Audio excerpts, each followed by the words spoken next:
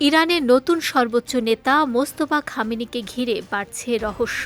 যুক্তরাষ্ট্র ও ইসরায়েলের গোয়েন্দা সূত্রের বরাতে প্রকাশিত এক প্রতিবেদনে দাবি করা হয়েছে, তিনি বর্তমানে অচেতন অবস্থায় কোম নগরীতে চিকিৎসাধীন আছেন এবং রাষ্ট্র পরিচালনায় সক্রিয় নন। ব্রিটিশ সংবাদ মাধ্যম দ্য টাইমস জানায়, একটি যৌথ গোয়েন্দা নথির ভিত্তিতে প্রথমবারের মতো মোস্তফার অবস্থান নিশ্চিত করা গেছে। তেহরান থেকে প্রায় ১৪০ কিলোমিটার দক্ষিণে অবস্থিত শিয়া ধর্মাবলম্বীদের পবিত্র কোম শহরে তার চিকিৎসা চলছে বলে উল্লেখ করা হয়। গত ২৮ ফেব্রুয়ারি যুক্তরাষ্ট্র ও ইসরায়েলের হামলার প্রথম দিনেই নিহত হন তার বাবা ও সাবেক সর্বোচ্চ নেতা আলী খামেনি। গোয়েন্দা নথিতে বলা হয়েছে, বর্তমানে তিনি এতটাই অসুস্থ যে রাষ্ট্রীয় কোনো সিদ্ধান্ত গ্রহণে অংশ নিতে পারছেন না, এমনকি জনসম্মুখেও তাকে দেখা যায়নি। রাষ্ট্রীয় টেলিভিশনে তার নামে সীমিত কিছু বিবৃতি প্রচার করা হলেও সেগুলোর সত্যতা নিয়েও প্রশ্ন উঠেছে।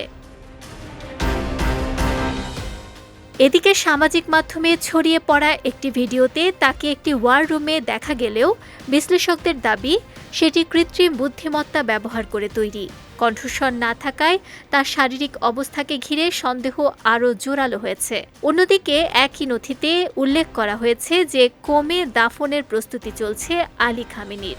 সেখানে বড় আকারের একটি মাজার নির্মাণের প্রাথমিক কার্যক্রমও শনাক্ত করা হয়েছে। বিশ্লেষকদের মতে, সর্বোচ্চ নেতার অক্ষমতায় ইরানের ক্ষমতার ভারসাম্যে বড় ধরনের পরিবর্তন এসেছে। শক্তিশালী ইসলামিক রেভলিউশনারি গার্ড কর্পস এখন কার্যত রাষ্ট্র পরিচালনায় প্রভাব বিস্তার করছে। অসুস্থ নেতৃত্ব, গোপনীয়তা আর যুদ্ধ পরিস্থিতির মধ্যে ইরানের ভবিষ্যৎ নিয়ে তৈরি হয়েছে গভীর অনিশ্চয়তা। এই সংকট শেষ পর্যন্ত দেশটির ক্ষমতার কাঠামোকে কোথায় নিয়ে যাবে সেটি এখন দেখার বিষয়।